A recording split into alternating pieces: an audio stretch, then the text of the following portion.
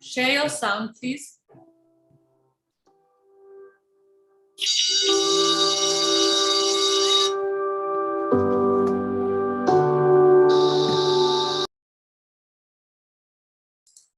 Sorry for this. Just give us a minute. We'll come back.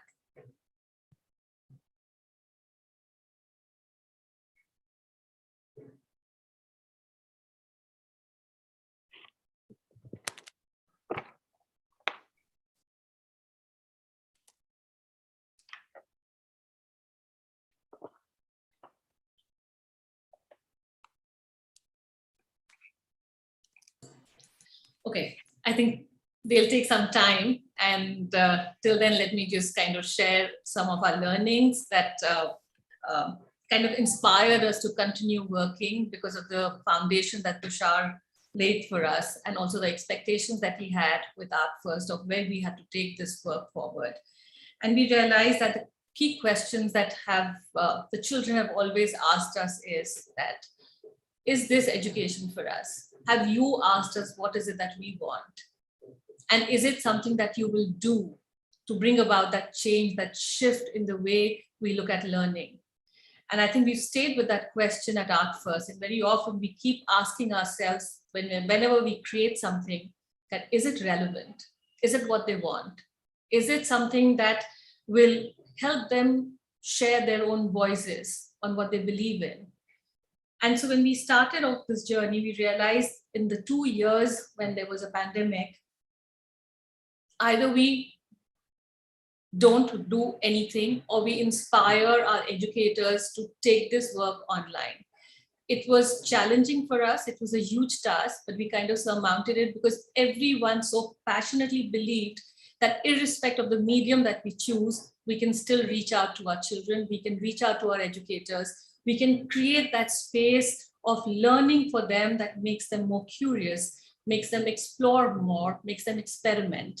And what we realized in these 2 years is that normally we all have the issue of art is expensive, you need to have a lot of material, and that's kind of innate to the discipline art. But we realized that our children were far more creative and they were exploding with thoughts and ideas because of the limitations that they had, because of the paucity of material that they faced. And because of that, they were able to really open up that space for their own self where they could explore and experiment more. The film is ready, and let's take a look at the film and we'll come back to this. Thank you, guys.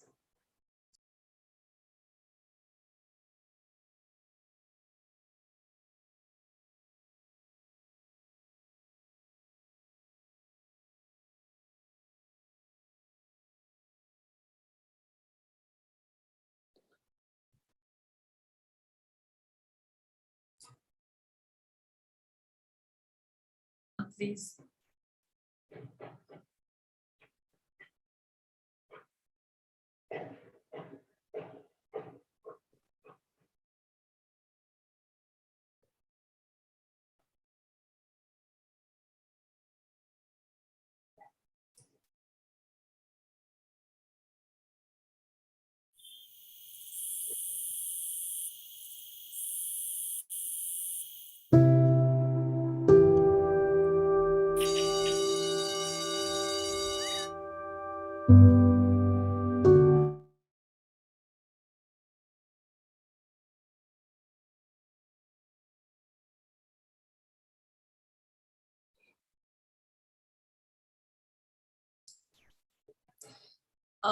It's okay, Shambhavi, stop and maybe we'll...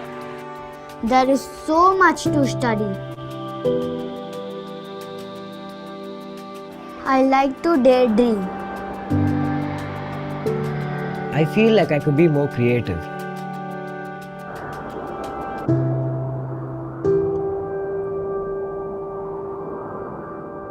Sometimes my head is full of questions. मेरे दिमाग में ढेर सारे सवाल हैं। हमें क्या पढ़ना चाहिए, कौन तय करता है? रोज 3 घंटे की आर्ट क्लास होती तो कितना अच्छा होता। Shouldn't art be treated as a core subject? Why isn't it? Why don't all schools have art labs like science labs? Who decides we need more science and less art? Less music, less theatre, less dance. Who decides? Too many adults, I think. कोई हमसे क्यों नहीं पूछता?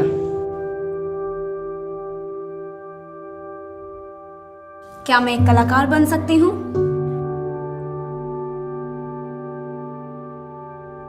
My favorite subjects are the ones that are taught creatively.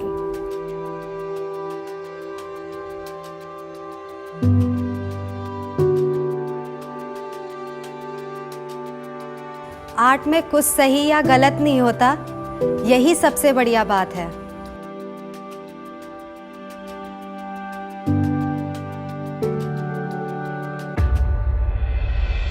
I want to ask you. एक इसके हाथ में, क्या आप कुछ करेंगे? Are you doing something? Are you? Can you? Will you?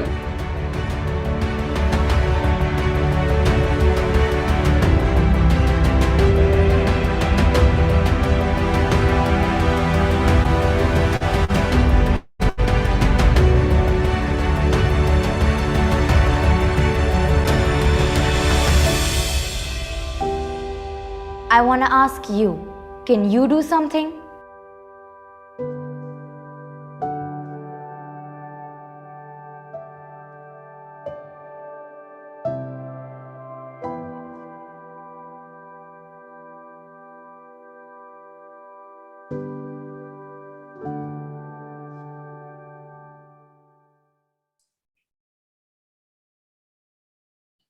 Thank you, Shambhavi. I still get goosebumps every time I see this. And I also feel this great sense of responsibility that I think each and every one of us have as educators, because we are responsible for the future of our children. We also shape their future in ways that we can't even imagine. And the kind of impressions we leave behind on them.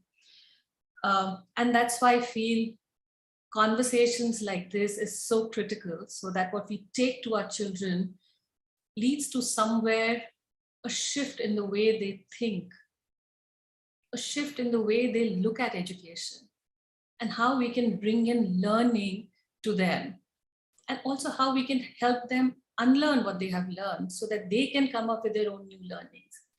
And I think that is what Tushar taught us.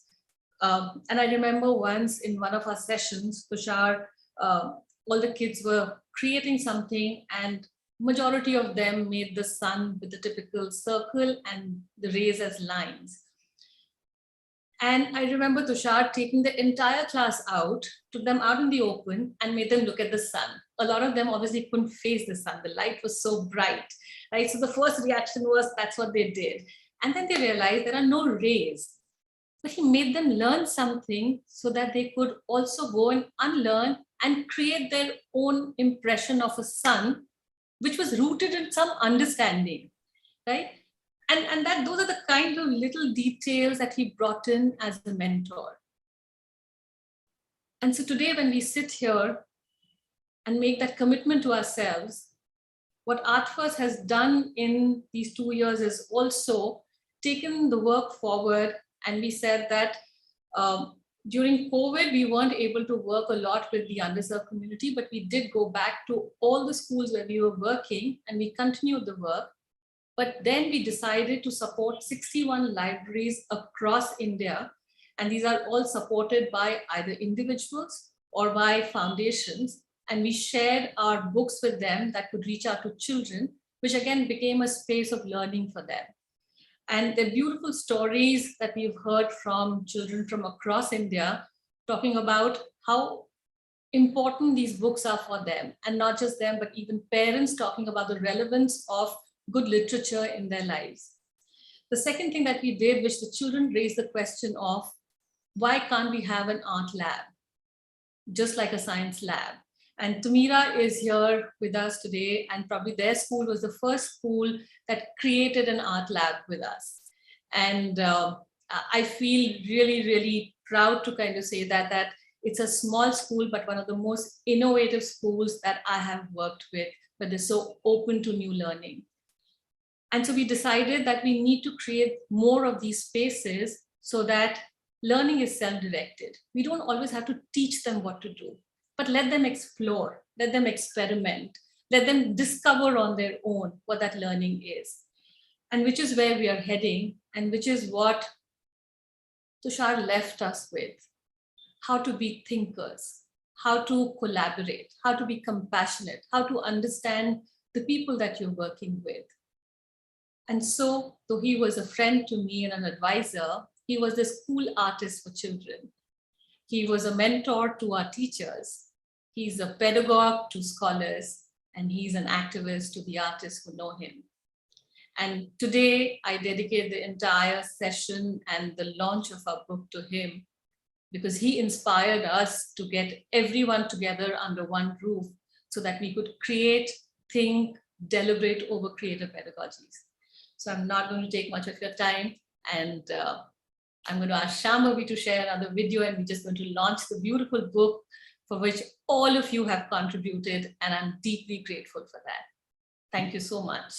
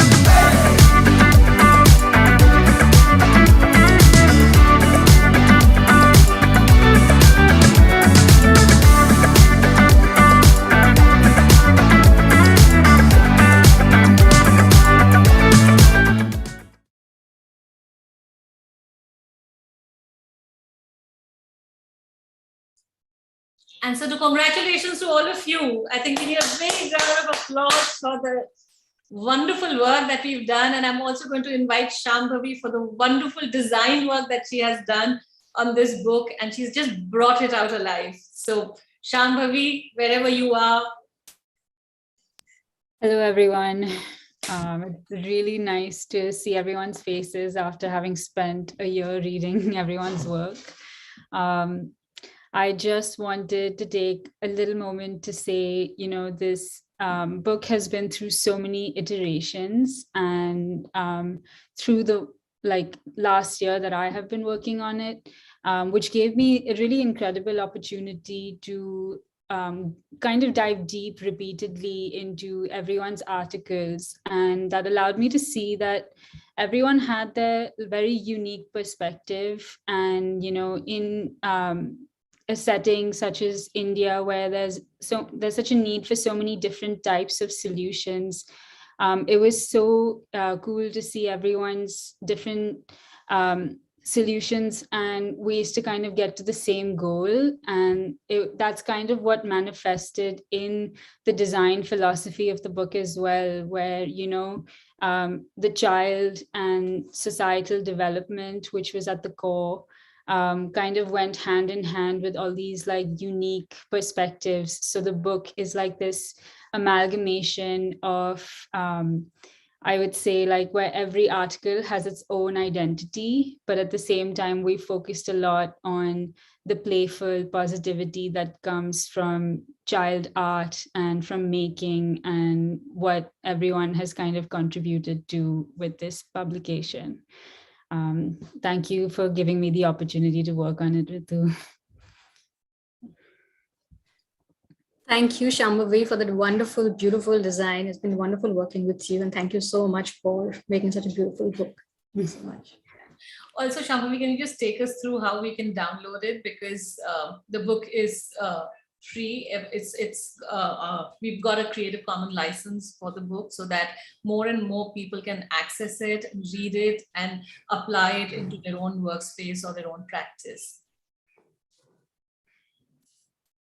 Yes, I'm just going to share my screen again.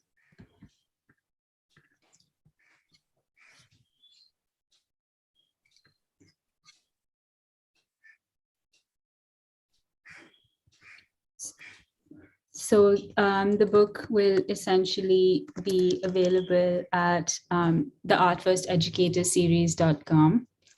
And once you've logged in, it will ask you to submit your email address and to stay in touch with everything that ArtFirst does. But yeah, we've worked really hard, and it will be incredibly amazing to see everyone share this as well. But yeah, we have a download button, which when you click on, it takes you to the file location, and you can download it without any hassle. So we hope that everyone can, it's an e-publication format, so we hope that everyone can read it on their laptops, iPads, any readers. It should be easily compatible. Lovely. Also, can you share the link on the chat so maybe people can take that back with them? Yes, doing so. Thank you. Thank you so much, Shambhavi. It's always such a joy working with you. She is this young, dynamic kid full of ideas, and she's done several books for us. This is just what she started the work on this, and probably she finished it last, and in between she did 2 more books for us. So that's how long it's taken us to get the publication out. I'm not going to take much of your time now, and I'm going to hand over the stage to Amrita. All of you know Amrita. Amrita is an educator, a curator, and she's been associated with us for more than a decade now. I think when we were just starting and taking baby steps, and that's when they held us strong and they believed in what we were doing. And since then, Amrita has been in a way, our protagonist, and has always believed in our work. And thank you so much for that, Amrita. And she was the one who curated the entire summit and is also the editor on this book. So I'm not going to take much of your time. Amrita, over to you. Thank you. Thank you, Ritu. Thank you, Sharmila. Thank you, Tushar, for being the kind of person that you are. And it's been lovely working with you and knowing you. And thank you, Shambhavi. Thank you, the entire ArtFirst team, Priyam, everybody's involved in the making of this book, and for your love and your patience, and for making this happen. So thank you so much. And during very difficult times, 2020, 2021. So yeah. And thank you everybody for contributing and being so patient with us, and find the book is finally out. And we'll go through, what we'll do today is chat with you. And basically there'll be just ideas from each of your papers that I have brought out, and I'll ask you to respond to them. And we'll take it that way. And before that, I'll quickly read a short thing from my introduction, and then I'll go over to you, Penny.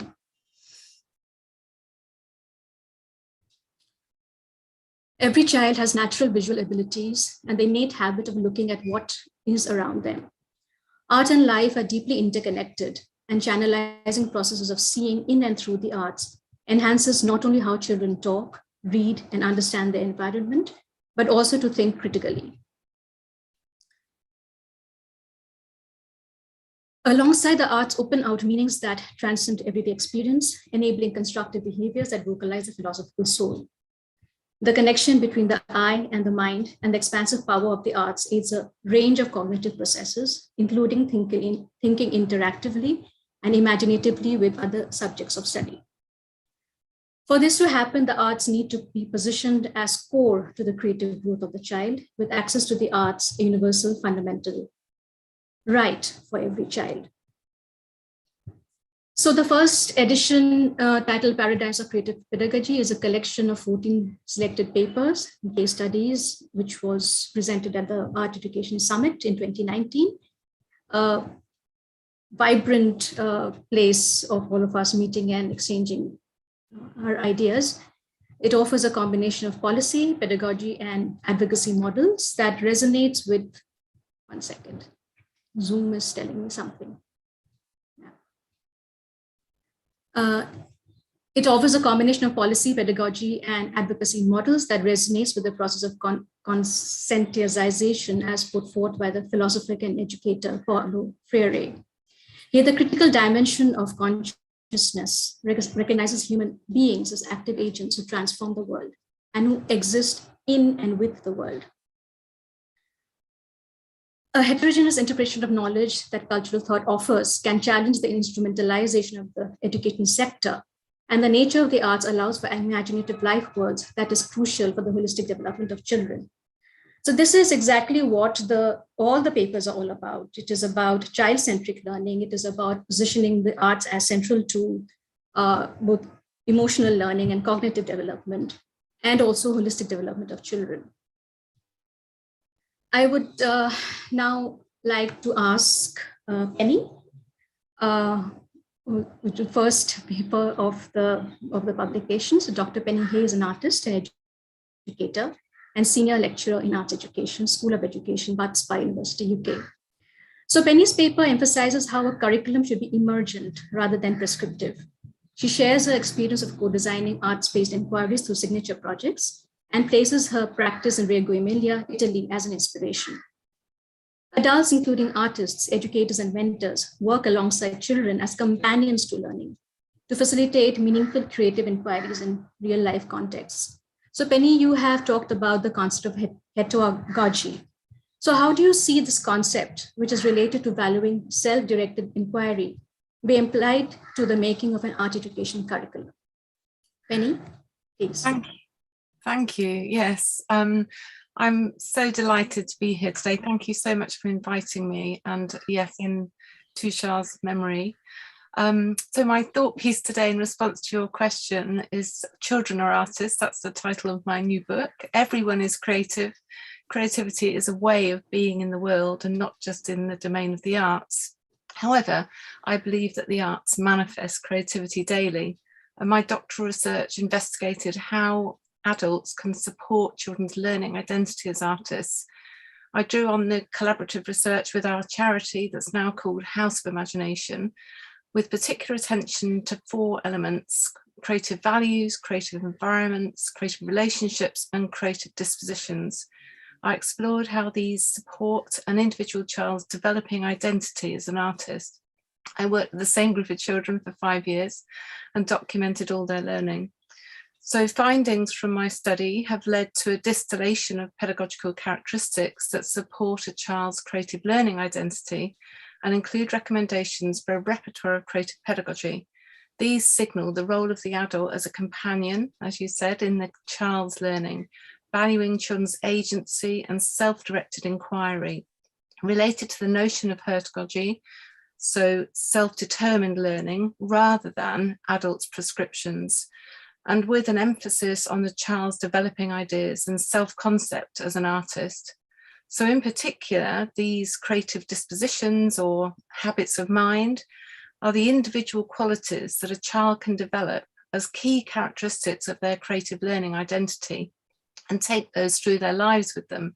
So these dispositions, behaviours or qualities include some of them already mentioned: creativity, critical thinking, curiosity, all the C's, imagination, intrinsic motivation, which is really important for me, playfulness, compassion, valuing uncertainty, making connections, reflection. I could go on, there's hundreds, and it's a really lovely activity to as a space for dialogue. So these creative processes encourage both children and adults to reflect on their own creativity and to co-create responses, experiences and inquiries that open up a space of possibility around the role of creativity and imagination. I believe that we need to reimagine education to place creativity in the arts at the heart of the learning process, to encourage inquiring minds, independent thinkers, and critical reflection. For every child to be creative, for every child to be an artist. The late Sir Ken Robinson, our patron for 20 years, and sadly died last year, he said to me that we need a creative revolution. So in his memory, and I think that Tushar and Ken would have got on well, I think that's where we're going. So thank you for inviting me today. Thank you, Penny. And I think your paper also puts forth the fundamental idea that art as a human right, should be for everybody, for every child. And what I will do right now is I will speak with everybody, and then we can take the conversation. Each author responding to each other's, papers and later. And so thank you, Penny. And I will now go to Vrishali. Vrishali, welcome from Vienna. Vrishali is an artist, educator, and researcher, and was involved with Art First Foundation as an artist mentor. She delineates the journey of Art First Foundation along its research and innovative teaching methodologies for schools, which has been shaped by asking vital questions on art teaching practices, enactment, and policy. So, Vrishali, can you just quickly tell us how has the Art First mentorship program transformed art teaching methodologies in schools, which is a research-based and a research-led model? Vrishali, can I invite you? Yeah. Thank you, Amrita, for the question, and it's beautiful to see everyone here. I would in fact start by really acknowledging the art teachers. Some of you are also here, I see. Without their very, very hard work and without the children's responses, none of this would have been so engaging and so exciting for us. It's because they asked so many important questions. It's because of their observations that we could really build further upon what we had in terms of pedagogical theories and art concepts. And it's with the children and teachers that we really explored how various concepts emerged so differently in very different socio-cultural and political contexts. So what we really aimed to do with the mentorship program was to counter the culture of this very regressive culture of rote learning, where I grew up in such an education system where I was garnering only mimetic skills and learning to copy, and got a lot of appreciation for the same. But it really inhibited, as a child, it inhibited critical and creative thinking for me. And I saw this also working with Art First. I learned so much about how that can be broken. And it has also helped me personally with my art practice. And in the mentorship program, there are several artists and practitioners of pedagogy who really work together to bridge that gap between, pedagogy and art. Because being an artist practicing art is one thing, and being able to work with children with that knowledge is another thing. And it was really nice to see that gap being bridged through the questions that teachers were asking, through the questions that mentors were asking each other. I think it was quite enriching to bridge that sort of gap between pedagogy and art. And yeah, do I still have some time? I can go on. We have half a minute. Okay. Okay. So also, I've been very privileged to have worked with Timira's school, the school that Timira is associated with, who is also here on the panel, and Compound 13 Lab, which Dr. Penny Hay is associated with, and working through a range of public and private schools and with community centers. I really saw how each concept can be customized, each concept can be localized and can be worked with in different manners, where you can incorporate local games, the markets around, work with sites that are around the school, and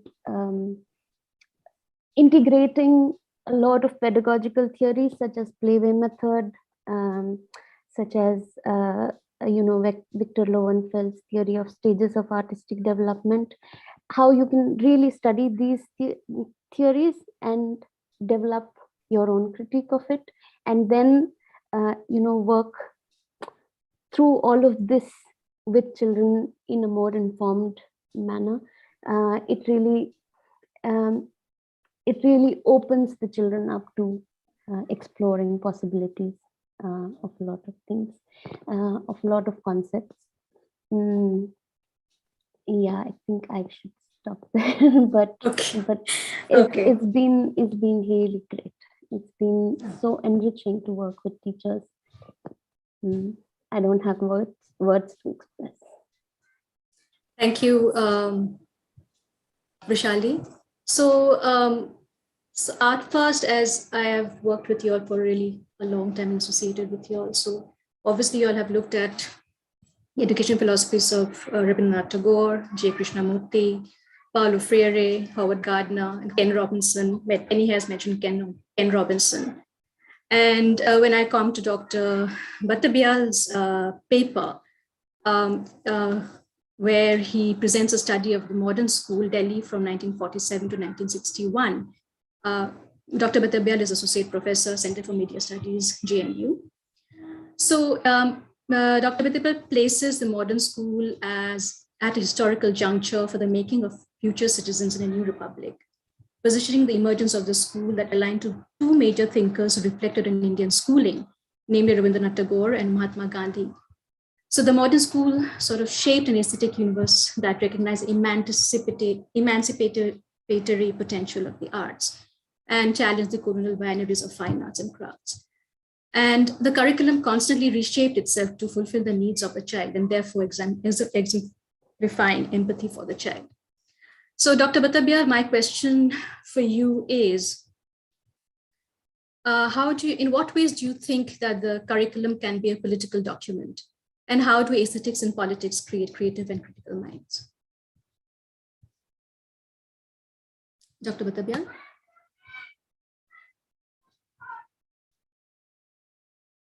Is he there?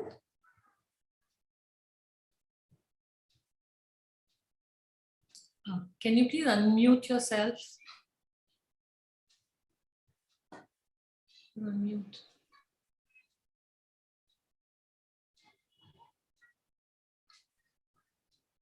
Is he there? Yeah, he is. Okay. Just try to unmute. Priyam, can you please unmute?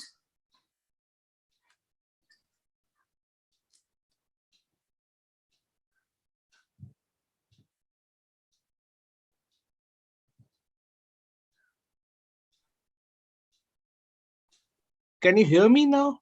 Yes, we can. Sorry, because we are on the flight route, Indian Airlines. Okay. Frozen.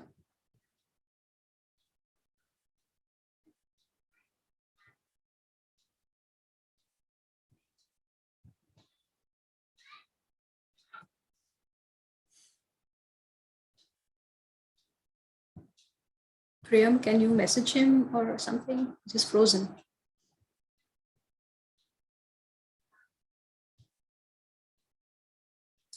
Amita, he's en route. Maybe you can move to the second, to the third scholar, and we'll take his question.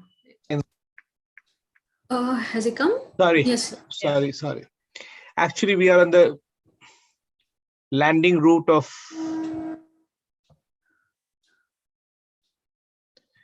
am I okay now? Yes, you are. Okay, sorry. The question that you asked me, it is in context of curriculum and politics and how aesthetics and politics go together. At this moment when I'm speaking, my partner downstairs is writing a critique of the latest curriculum that is happening. I'm a historian, and history is at the forefront of curriculum changes. So curriculum is political, whichever you see, even if you want to be humanist and artist, and there you are fighting for a curriculum which supports that kind of world. If you want to be very narrow-minded, parochial nationalist, you can also have a curriculum of that kind. So therefore, it's a battleground. Curriculum itself is a site of battle. And therefore, we are at this moment in the throes of a battle here. That is one. Therefore, it is in the context of modern school. In fact, the book came up, I don't know whether you could see this. This is the cover of the book, Modern School. And can you see this? Yeah, now we can. The cover has a black Saraswati, which was Ramkinkar badge sculpture, which is he gifted to the school because he taught there in 1934, 35, 36. Black Saraswati meant that he was talking about knowledge in chains in the colonial India. So therefore, there's a art teaching in modern school as well as any other school. This part of a larger politics, how the children learns from home, learns in the society, as Vaishali was putting it very nicely. And then he or she translate, or they translate into the actual practice. In that sense, individual politics is played out. Politics is the larger P. It plays out in the way I create something. Therefore, does it so close to my aesthetic sensibilities that I translate it, or there is something else? I won't romanticize aesthetics because romanticization of aesthetics has led us to dangerous wars in 30s and 40s across the world, because there are a critique who come up and say, look, politics is important because rhetoric is important. Rhetoric cannot be banished as Plato did it. So therefore, it is in the curriculum, the battle of curriculum, that we Indian basic ethos, if you see educational ethos, has been balanced. So therefore, whenever this balance shifts between politics and aesthetics, there are problems. Now, coming back to this, why I wrote, and in your question that comes into my writing, is before I took this, 2012 to 2014, at the invitation of Professor Shanta Sinha, who worked on the children's education and in fact major hand in writing the fundamental right to education, we traveled across 20 districts across the country, most violent districts in the country, where survival itself is an art for these children. There's no education. Forget about art teaching or teaching of art. The life itself is an art to survive the next day. And therefore, what I learned there, I learned that how one negotiate with day-to-day struggle to survive gives them a sense of art. And that generally we don't locate that in the larger context of life.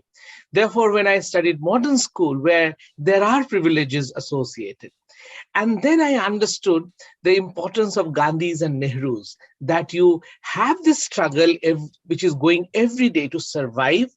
And at the same time, you have a large universe that you do not, in this process of struggle, a process of survival, you don't become narrow, you don't become very limited to your survival. You look for a larger world. And this is again creates a kind of balance that we have been, all Upanishadic balance that we're talking about, that Tagore and Gandhi brings in.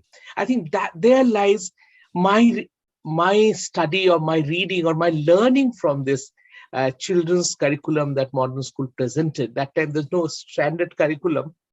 So the teachers, therefore, had a lot of space to create that. And to create that, Tagore and Gandhi were there, not just as a curriculum maker, but curriculum maker for the nation as such. They're making a curriculum for the nation. Be humane, be compassionate, be whatever you say, talked about art. These two guys were actually giving them in terms of their persona, in terms of the politics, in terms of the compassionate worldview that they're giving us. This is what my sense is when you ask me this question. Thank you. Thank you, Dr. Batabyal. And I think what is very interesting is when you say that you traveled to very difficult areas and where art teaching and art and all that does not, I mean, the kind of struggle is so tough that art doesn't figure really. But these are the 20 most violent districts where Maoist violence was on, and the civils like Kokrajhar, Gadchiroli, Sukma, 10, 20 most violent blocks. So there were a classroom meant there are 7 classes going on simultaneously in the same room, which is not bigger than our living room generally, middle class living room. So you can understand that is a struggle for even learning. Absolutely. And this thought connects to Charlotte Leach, who has co-founded Loka, which is a school in a remote and rural village in Bihar along the Punpun River. So the other day at the pre-panel, we were talking about the difficulties of the pandemic, and she said that the pandemic is nothing to the kind of difficulties that the village community and the children there face in terms of everyday living. And Charlotte, taking from Dr. Batabyal's position, I would like to ask you is, it is very interesting that, I mean, within such difficult circumstances, you all have been able to do this, make this school in this remote village. And also you all talk about slow processes of living, planetary health, embedded living, and all that. So how has Loka, enabled such processes of learning and living? And it's also important that you place collaboration over competition to offer an alternative to neoliberal standardized education. And you also use the arts. So Charlotte, can I invite you? Yes, thank you, Amrita. Wonderful to be connected with everyone after these years. And I hope we can keep that connection going, because I believe that change needs to come from us more than anything, from grassroots, moving up. Rather, if we want all schools to be unique and more locally rooted and globally connected, allow for authenticity, it needs to come from us more than from governments, because from governments we can probably expect, first of all, more standardization, and from us, the unique can come. So I hope we continue to connect with each other. And yes, there's a connection with the previous speaker. We are in rural Bihar, in a village, you can say in the middle of nowhere, and in a space where people are basically struggling to survive. We have this high ambition of giving a best possible education, whatever that may mean. And it's a fascinating journey. Our slogan is "Imagine the Impossible," which kind of matches that. And first of all, to your question, Amrita, basically there is no fixed answer that how we allow these slow and deep learning experiences to emerge. How do we move from competition to more compassionate, collaborative ways of learning? There is no fixed answer and no fixed way, but we can inspire towards a certain direction. Why is there no fixed way? Because every place, every situation, every moment is different. And I think it's very important within the education world to realize this more and more. And I think we are doing that. What allows for this is possibly an evolving school that values learning minds. Now, what does that mean, an evolving school? A school where we learn and every day build on that learning. What is a learning mind? A mind that doesn't just learn in the classroom, but can learn everywhere from everyone in each situation. So it's a quality we take with us all life and not just for our exams.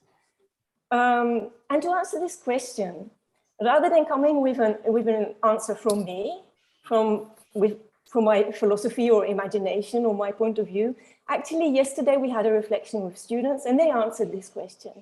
And that way you can get an idea of how it's being practiced at LOCA, but also what it means for the children to learn in such a space. What kind of answers to questions come from children who learn in such a slow learning environment where we go more deep.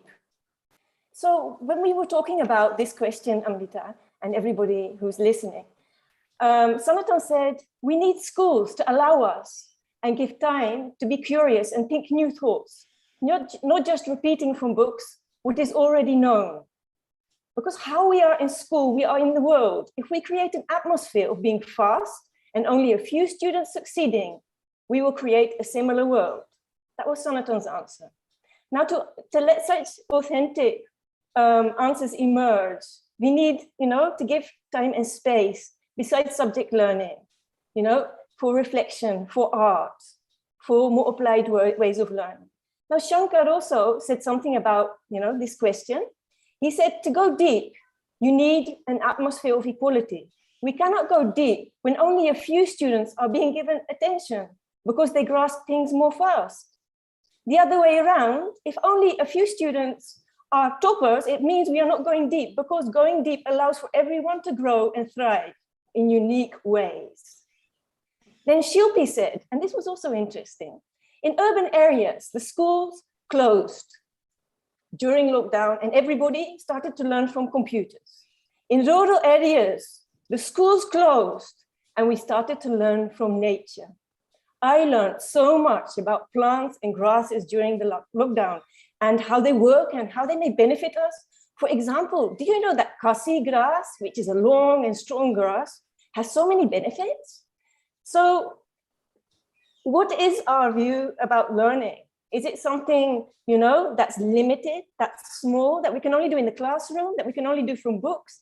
Then yes, children during a pandemic are lagging behind in their education. But if we broaden our ways of thinking about education, about learning, about schools, about what it means to be a teacher, then maybe we have all learned a lot during the pandemic and we have become more rich people. And maybe it has been a blessing. And Dines said that maybe the pandemic came to us because nature needed to tell us, human beings, you're being too destructive. You're going too fast. Please slow down. So thank you for listening. That was, these were some of the thoughts of our students. Wonderful for share. Thank you for sharing their thoughts. And I think LOCA is also of very expansive hospitality, hospitality as a space. And with this idea of hospitality also, I come to Suzanne Booth Nielsen. She's an associate professor at VIA University College, Denmark. And so her paper elucidates on the concept of hospitality as a relational phenomenon. So they have an ongoing project called Global Hospitality and EU project Erasmus+, which is planned till September 2022. Interlinked in this project are schools in Romania, Denmark, and Belgium, along with the University of Bucharest and the VIA in Denmark. So there is the arts, there is nursing education, social education, and also she brings in her understanding of continental philosophy to find answers to the ethics of hospitality, care, and inclusivity in classrooms. So Suzanne, can I ask you these questions? How do you see the concept of hospitality as a relational phenomenon, and how can that be applied in classroom situations through the arts? Suzanne? Yes, thank you very much, Amrita. I have been looking so much forward to be in this presentation, and I'm sitting here in Denmark, and I can't understand that it's already 2 years since I went down to Delhi to take part in this wonderful workshop or conference, which you already talked a lot about. You have made a very good presentation of our Erasmus project, and I will try to explain to you in a very short time what we have been working with since 2019. And we got another 2-3 months to prolong this project because the coronavirus also made it a little bit difficult to work internationally. But we think that hospitality is a relational phenomenon. And we think in this project that hospitality is about interaction. How do we see each other in the classroom? How do we include the students? How can we be included as teachers? And we found out that we needed to find out more about, to investigate more about who is actually the guest and who is the host when you try to make a good classroom. And we found out that we see, or we find that hospitality is a reciprocal phenomenon. Reciprocal, I think it's very difficult to pronounce that word, but it's something about a mutual relation between the teachers and the students. And in that way, we need 3 partners to create and experience hospitality. Of course, we need the student. Of course, we need a teacher, but we also need to find out how is our school or organization actually working. We know that the role between the teacher and the students can change. And we see it in that way that the hospitable teacher is the one who can create or creates a framework in which each student can express himself, where the transformative learning can take place, and without judging someone in the classroom. We think that this relationship, hospitality as a relational phenomenon, needs to open up for the possibility for the teacher to show his own or her own vulnerability, so that the teacher can balance the balance of power in the relationship with the student. We think that the relationship is based on trust, and we think that teachers need to create a safe space where the students are allowed to manifest authentically, which means that they also show that they are vulnerable, and also that they are able to go in that mutual process with the teacher. And how can art help in that way is the next question you made to us, Amrita. Yes. And we think that we found out that that if you want to make a safe space where you can manifest authentically, then art can actually help in that process. We think that role play and drama is a very sufficient way of working with art. And we think that the art can help people to be aware of areas which can be hidden to one another. And that is what we until now found out about the art's possibility. Simulation is a concept which are very known in the health educations, but normally simulation is a kind of, working with technical abilities. But in our project, in our Erasmus project, we worked with simulation. We see fiction as a kind of simulation, meaning that the art is also a kind of simulation. So we are still curious about the question, what is actually the real world and what is the fiction world? And that is something which we think are very interesting. And a key element in the difference between exposure, because we think that exposure is a very important method when you work with art. You need to expose yourself as a teacher, and the students need to expose themselves as humans. And if you are able to make that safe space in the classroom, then we think that the students' identity and empathy can be developed. And we think that the aesthetics, yes, I hope you understand what I'm trying to tell you, that aesthetics and ethics are connected to each other.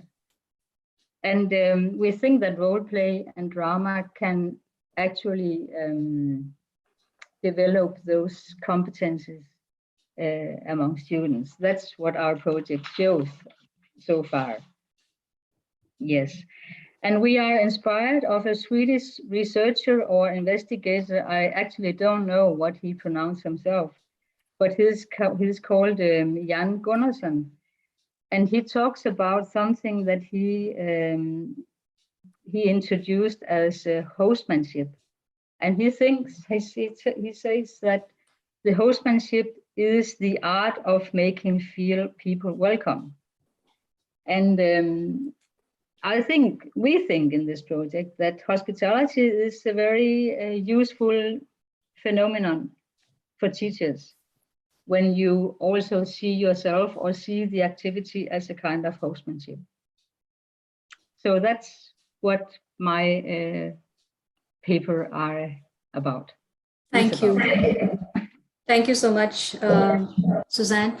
And I think what I draw from your paper is, I mean, you also looking at nursing as a form of teaching, right? The connection that you make. And another thing that I think the concept of vulnerability that you've spoken about is so potent right now. I mean, over the past 2 years, we've really become, we had very vulnerable phases.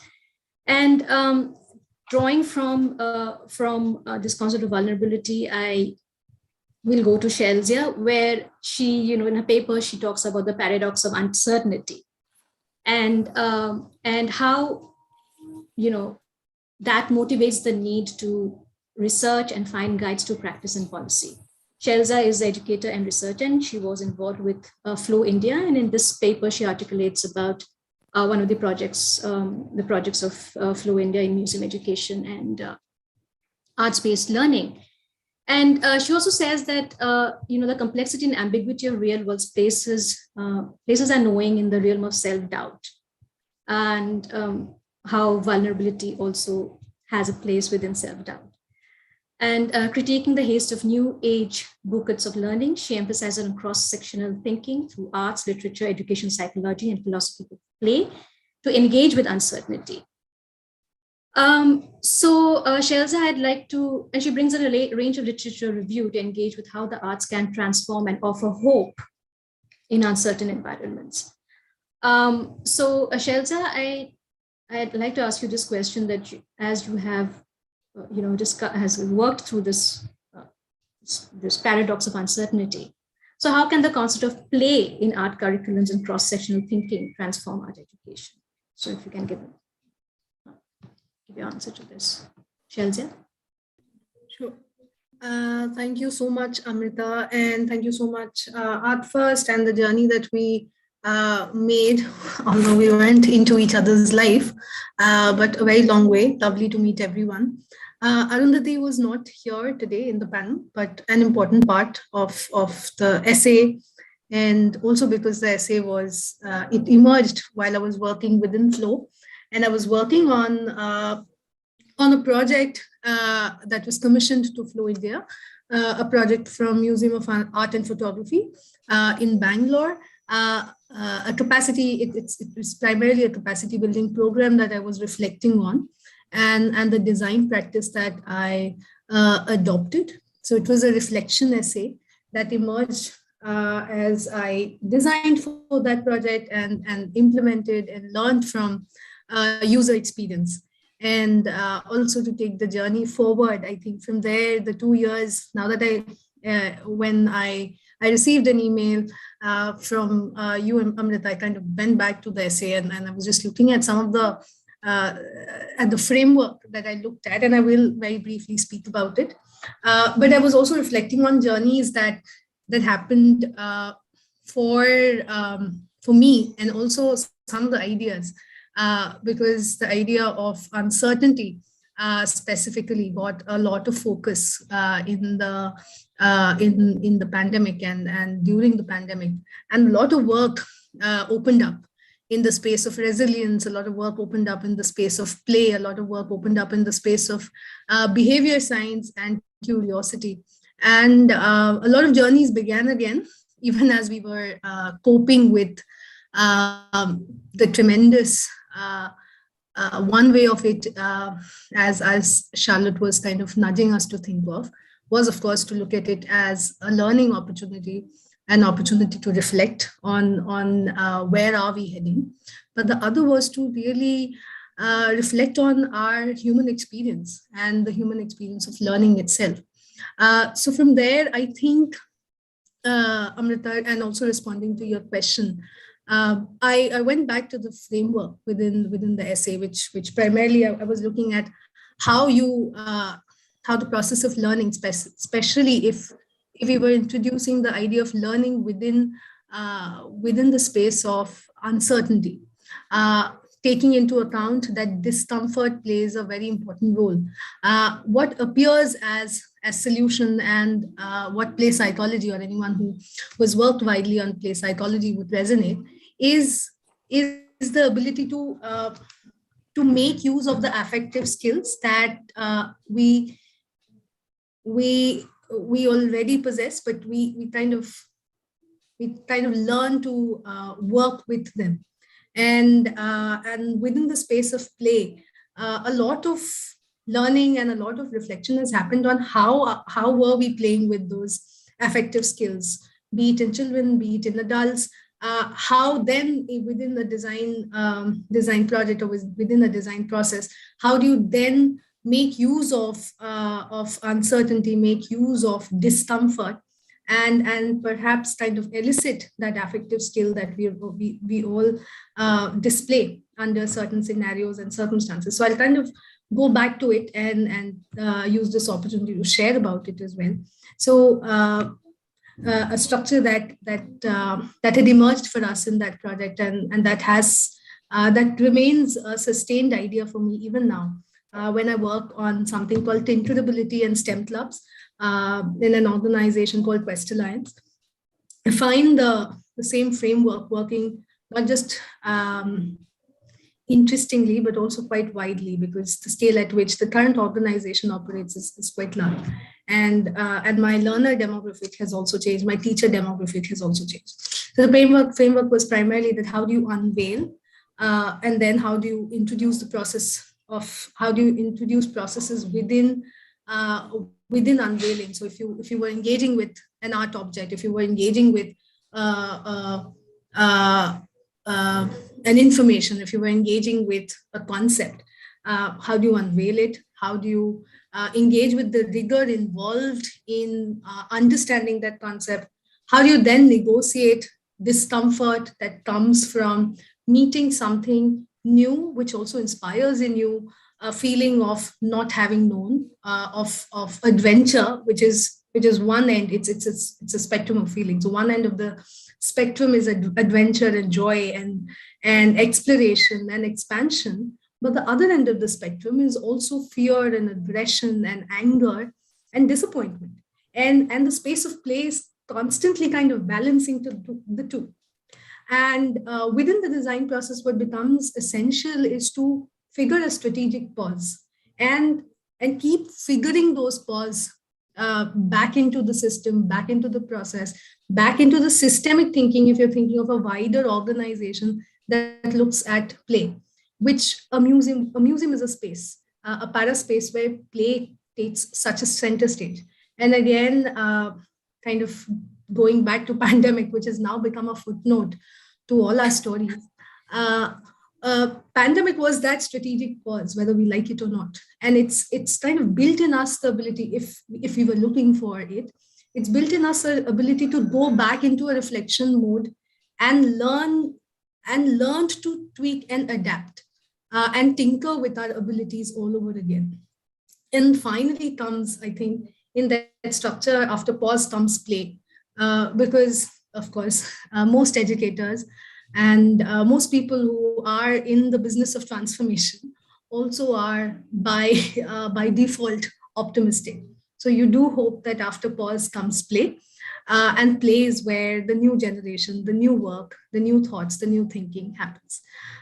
So I think a lot of movement has happened uh, within the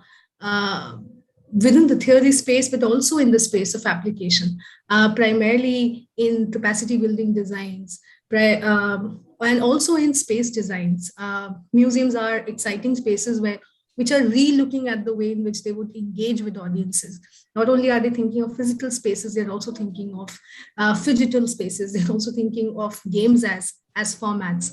And in my current project, where I'm part of, we're looking at tinkerability as, I mean, of course, it widely exists, but taking it out of the Atal labs of the government organizations, but situating it right in the heart of a classroom. And what does that look like? So I think that's where I would kind of wrap it.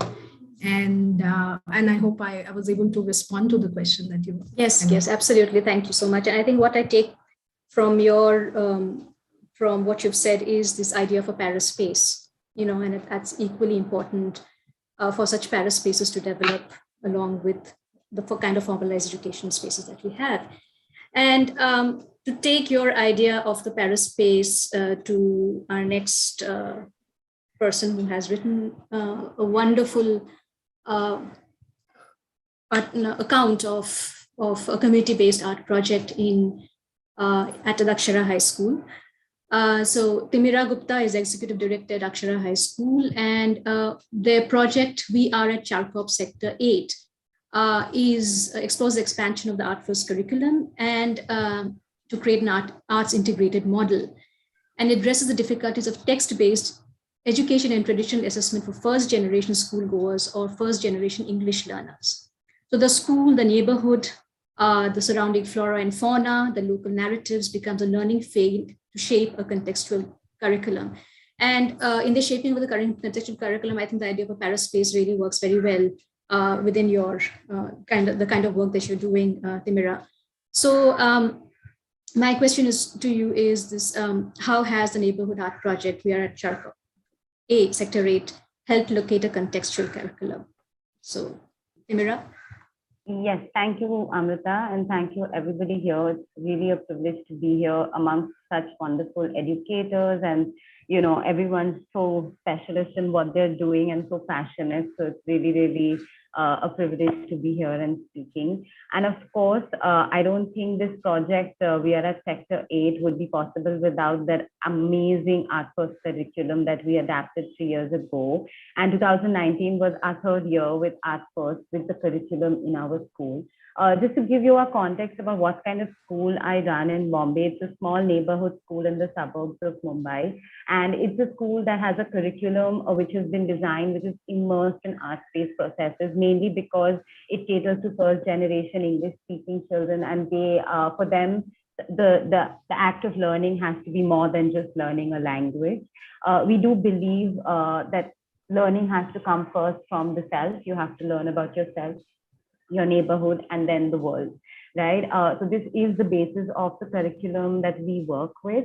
And of course, the curriculum that Art First presented over the 3 years gave us an opportunity to do an annual integrated art project with the school across grades, across teachers. So it was not just the Art First teachers who are now working, but it was every single subject teacher and every single child in the school that was involved in this project. The main objective of the project was, of course, to indulge more in the environment in the neighborhood that the children are in. It's a very small community space where the school is located, and the living system and the living area is community-based learning. So it really gave us that opportunity. We're also based in the Mumbai mangroves, right in the middle of the mangroves. We are blessed with a hugely rich biodiversity, which unfortunately our children are completely missing out on, experiencing or learning, because these are spaces where parents typically do not allow children to go because it's either lonely or dangerous or really not well kept. So just coming straight to what, Amrita's question is about the impact of contextualized learning and contextualized curriculum. For me, I think it gave rise to three really interesting take-homes for us as a school. One was that it gave complete autonomy to the teacher to think and to be artful and skillful in the way they approached what they were already teaching. So suddenly the objective of a simple lesson plan to understand had to be then involved into the neighborhood. They had to kind of bring in the context of the neighborhood, which was happening in particular lessons any which way, but now there was this added challenge to kind of, contextualize as much as they could through the art first curriculum, through the art. It was not, so I'll give you a simple example. It wasn't just now about painting, a bird that they see fly into the school ground, but it was about understanding the bird in a biology class. And while doing that, we would then also, learn about how to draw it and everything about the bird and its natural habitat. So it was a lot of autonomy given to teachers. And I think that is something completely missing in the education system, especially in India. The teachers are given lesson plans and they're supposed to just kind of, conduct it and take it to the children, which gives them very little agency to think and to be creative and to be artful. So this really allowed them to go into that space where they had autonomy, which I think is really important for teachers. The second thing that the project really did was it built a wonderful relationship between the child and the neighborhood. Something that education is moving far, far away. We all want our children to learn in the international context. We want them to be global citizens, but they really don't know what's happening in their neighborhood. And this is really, really unfortunate. So this project kind of really gave us the opportunity for them to engage socially with people who are working around them, the local guy who irons the clothes, the local little stationery shop that they all go every morning to buy their pencil and eraser. But, this time what they actually went into doing is interviewing that, that uncle who sells you your stationery, and then talk to him and understand what his life is about and how many years he's running the shop, and where did he come from, because also the locality is full of immigrants and they are migrant laborers and families who have moved from different parts of the country and are living here, because this was a World Bank project in the 90s. So it is meant for migrant families. And then they drew a portrait of this, stationery uncle and the guy who does the ironing for everybody in that locality. And these were people who actually walked into the school on the final exhibition day. And it was most wonderful because they saw their own portraits up there on the walls in a gallery space.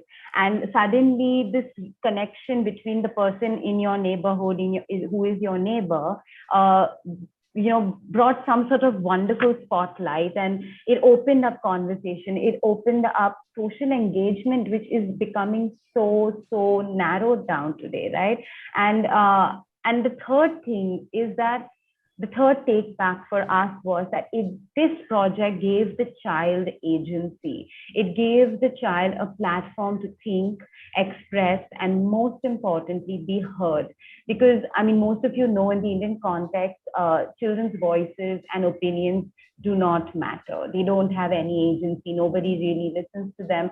But in this context, because it was a child-driven project, it was the neighborhood, the aunties and the old ladies were sitting there. Suddenly, these children were really interested about the wall hanging they had outside their door. So every single family had a different wall hanging that was hanging outside their door. They had a different, rangoli pattern outside their doorstep and outside their steps. And suddenly there was so much interest in understanding cultural context, subcultures, histories, and these were all part of the art integrated art education project. And suddenly, when you're having conversations, and that, okay, there is a Ganpati festival coming up, and the children are talking about how we need to reduce our use of, throwable plastic decorations, somebody is listening to them. And it really gave children a little more agency to be heard. And I feel that the long-term effect of this kind of work is that the child feels like an active member of society. They feel like they can contribute. They feel that they are individuals who don't have to only, think about themselves, but also need to give back and, contribute and be participating in the social context that they grow up in. So for me, I think contextual learning in today's world is really, really important. And if you do not know your neighborhood, and you do not know where you come from, the global and the international context makes little sense unless you understand your roots and where you really, grow up. So yes, at first, I mean, we did one out of the 2-year project that we intended because we went into lockdown in 2020. So Amrita, I really hope, and Ritu and Rushali and Priyam, I really hope that 2022 is a year that we can jump back into this project and really take it the notch ahead that we had really planned, because the kids are waiting, the neighborhood's waiting, and Akshara is also waiting. So thank you so much. Thank you, Timira. I saw your presentation at the Art Education Summit, and it's fascinating. And I think it also sort of, pushed the envelope for a lot of the teachers who were there. If you remember the kind of questions that were coming up, marking and all of, how do you mark art? And you have to mark art. And you were saying, no, you don't have to mark art, So it's contextual curriculum is really actually pushing the envelope. And when you say about embedded learning, in your own environment, to take this idea of the contextual, I would contextual and the neighborhood and immersive learning.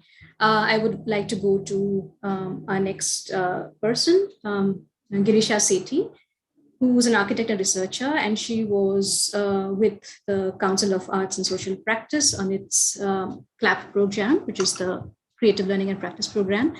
So this project draws from the tenets of participatory education and engages students through art and play to foster learning by making, using, and reflecting, and particularly using the school environment and its site-specific architecture as an immersive ground for learning.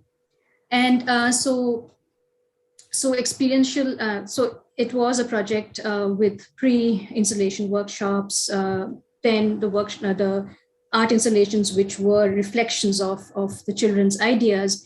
And then also we had post-installation work. I'm saying then we, because I'm also associated with CASP. And and these were across art, science, ecology, emotional well-being, human values, and professional dreams. So it also places the school, because it uses a site-specific aspect of the school, it also places the school as sort of a home. And how do you value, nurture, how do you nurture values of belonging and ownership, and how do you make your school your own? And that also comes through a contextual process. So Girisha, I'd like to quickly ask you, so how has the CLAP program, and you were there from 2019, it's a 2-year project, 2018 to 2020. And you were there for 2019 and 20, and until it ended, and we sort of were able to do the last project only when the first wave of the pandemic sort of waned in August. So you were there on the ground. So how has the CLAP program nurtured collaborative and experiential learning and using government schools and its site-specific architecture for really engaged, such engagement? And it also about integrative learning, where you're looking at, you sort of brought in art and algebra together. A lot of interesting things happen. So Girisha, over to you. Okay, thank you so much for the introduction, for having me here. We're still missing Ms. Parul Kiri Roy, who is my mentor. We have Ms. Anuradha Pathak, my second mentor on the project, while I was working with my team of architects and artists and teachers, engaging with students of government school in Delhi. So we worked with over 50 government schools in East Delhi alone. The idea was to inculcate creative learning, as we are architects and artists. So the idea was to use the architecture, the space of the school, for learning through art, through play. We designed a series of interactive art tools or creative communication strategies embedded in art intervention, which were to become a part of the school campus. So probably over the 2 years, we worked with over 120 art installations in the different schools. The art product as well as the art process that led to those interventions were both brought together in participation with the students. So the students were active participants in the process of bringing that together. We had interactive engagement workshops, including storytelling, clay modeling, mapping, drawing, a space for students to express themselves around the various themes we were working on, like ecological sustainability, socio-cultural perception, gender stereotypes, mapping their everyday environments, like the previous speaker talked about, the neighborhood, emotional well-being, human values. Those were a few of the themes we were working on. The final art products inculcated the expression of the student community and became a part of their campus in a way that their everyday learning by playing with those installations, with those spatial art products. The idea was to create a child-friendly learning environment. That was the theme behind our work. We were trying to take into account that children have different creative types. Somebody's the artist, somebody's a thinker, an adventurer, a maker, a dreamer. And the idea was to tap into the different kinds of creativity and allow children an expression, which becomes a permanent part of the school campus as a reminder for teamwork, for engagement with one another. We were also trying to touch upon different types of knowledge domains: factual, conceptual, systemic, procedural, perceptional, to bring a variety of expression and build a variety of intelligence in students, which is spatial, interpersonal, logical, and more. The idea was to create a holistic, all-encompassing approach towards learning, keeping art in the forefront of this process and using the everyday school environment that children interact with as the foundation for it. Also to bring learning from outside of the classroom and from being a unilateral process between the teacher and a student to be inherent in the entire school campus as children go out through playtime, through recess time, where they have a sense of ownership towards the art products they have created, which are now permanently a part of their corridor or their playground or the tree. Like we had a small workshop where children created clay frogs and fishes and birds, and we created a small frog pond in their playground under a tree and had the birds hanging from the tree, so they could connect not only with the theme that we were talking about endangered species and how pollution and climate change endanger frogs and birds in Delhi, but they could also relate to it. Oh, that's the bird I created. That's the bird my friend created. So it was a very personal process of learning and a very hands-on process of learning. The idea was also to make students stakeholders in their process of learning and exploration, motivating them to learn from their environment. And the idea is to facilitate the process of absorbing knowledge through everyday interaction and play. To conclude, the outcomes we recognized were an evident freedom of expression that children felt through that process outside the limits of the classroom, as learning intersected with joyful and collaborative play. Children could interact with the seniors and juniors and like trigger conversation about the themes we were touching upon. And the idea also helped them explore the potential of art as a medium for learning beyond the boundaries that separate different disciplines or isolate art from learning about everyday life. Thank you, Girisha. Lovely to see you after a long time. And thank you for, really articulating this project, particularly where you were on the ground. So thank you so much. So thank you so much. And what ties up to Timira, to the CLAP project, and also to the next author, Geeti Karmakar, who's an artist and researcher, and she's currently a PhD candidate. So she also talks about the relevance of collaborative art projects and by experimenting with neighborhood art projects around schools.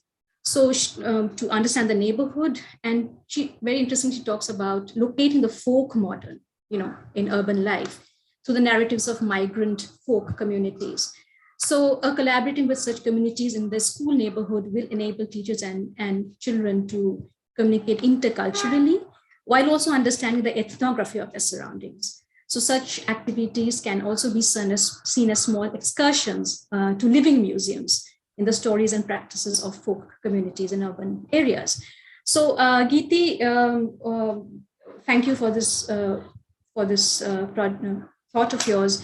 And so I'd like you to just articulate a bit on how do you define the folk modern, found in urban areas, and how can the school neighborhood art project. So what are the tools that schools can adapt? I mean, obviously we had talked about the process of walking in the neighborhood, and finding out really who's your neighbor, and activate such living museums through ethnographic engagement. So Geeti, can you respond? Yeah, thank you, Amritadi. It is nice to see all of you after 2 years. Now we are all confining with laptops, computer. And what my previous speakers said, now in that situation, we don't know what is going on and who are living surrounding us, and what is the situation and where we are living, what is the potentiality of our locality. Especially in urban area, what is the school students' problem is they're just confining with their study, computer, their tuitions, everything. But it's very hard to see what is there, where is the root, where is our culture. So my proposal, and I am trying to short types of project, how the school growing students can learn and through excavate who are living surrounding me, and what is the concept of folk arts. We generally taken as a misunderstood as a just copying some Madhubani paintings or Gandha art. It is not at all. It is folk art means it is a reflection of their life. It is a process. And what Bottabal sir said, the concept of modern art and aesthetic is changing and keep changing. And it is not just an ultimate product. Artwork is not just an ultimate product. And third thing is, I want to share, in our study, geography is going another direction, history is going another direction. There is a very little connection within them. And very unfortunate, some are schools giving emphasis on art practices. Just 2 or 3 classes in a week, maybe 3 is very, I'm saying it is maximum. Just copying some drawings and some imaginative drawing. It is not like that. You have to look yourself, you have to go there, go to in their life, who are living just behind your school or just behind your home or school areas. So you have to go and excavate who are living there and what is the process, how they making their art. Like in Durga Puja time in Kolkata, there are so many idol makers have their own workshops and making idols. But hardly very few school students are going there, and they looked over that what is the procedure and what is their material they're going to use. So in that way, if we can change the attitude of learning art, it is not just making a product. It is art not just making a product, rather it is a process, rather it is a search, it is a research, how we can reflect our life. And in that case, I can take reference of the Mahatma Gandhiji's ideal education system. Education not just learn something about the subject, it is an all-round of education.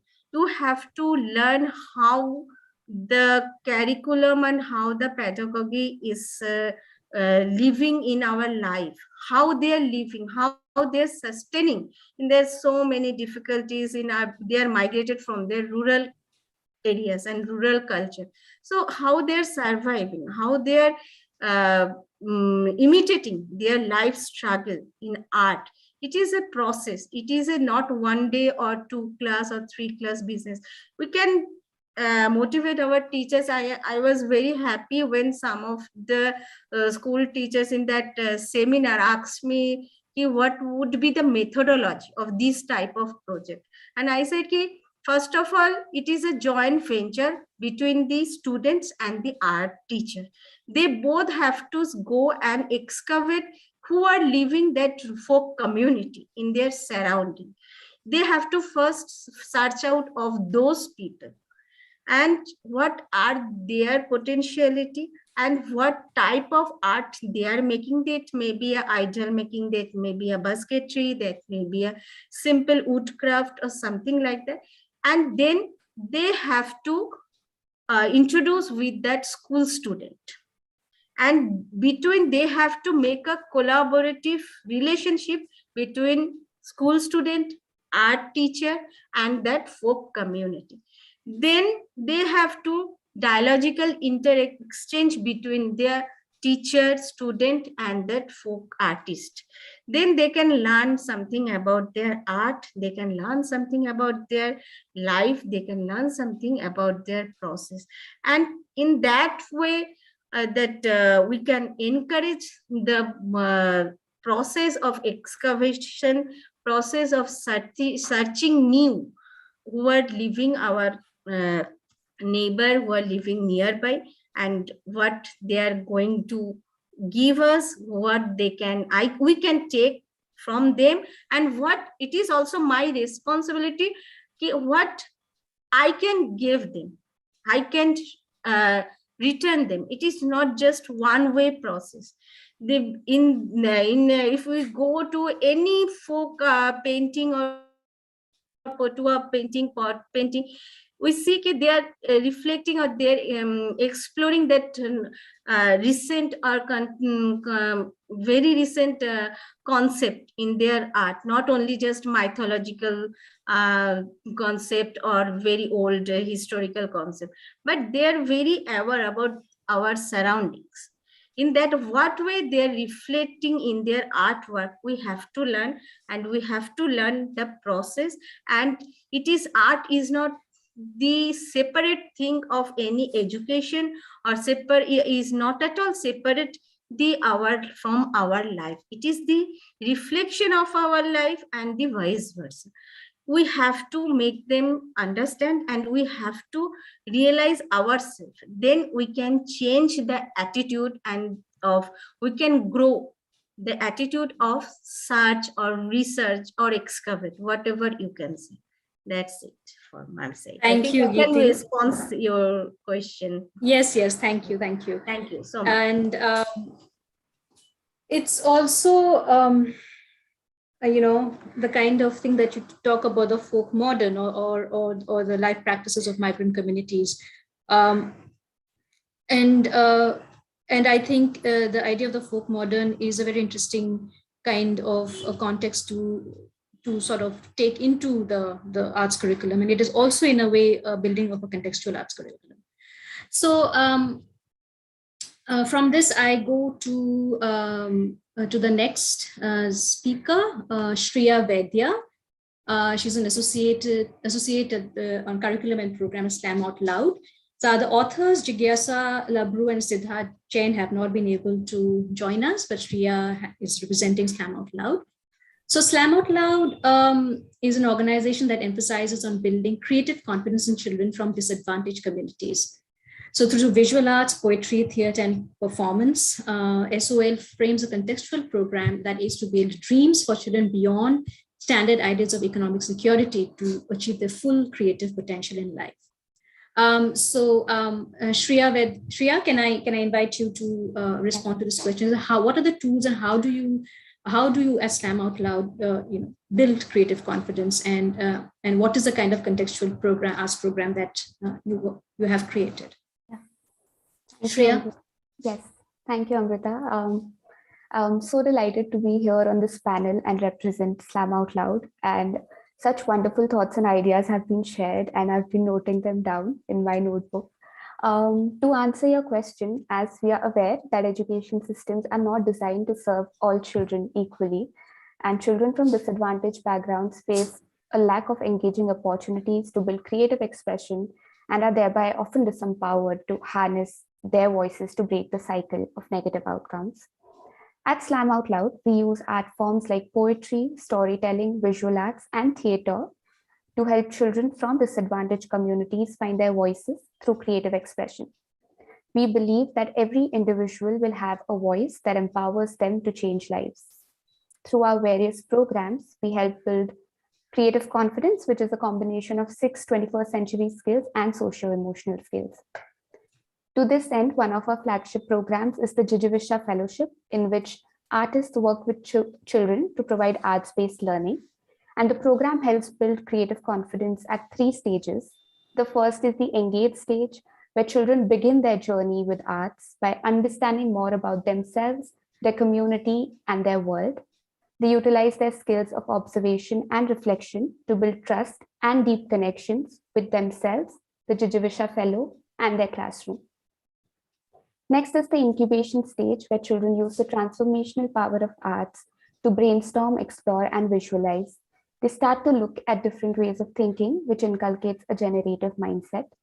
Then we have a give platform stage, where children create their original productions for their peer, community, and external audience, and express their stories through their own voices as artists.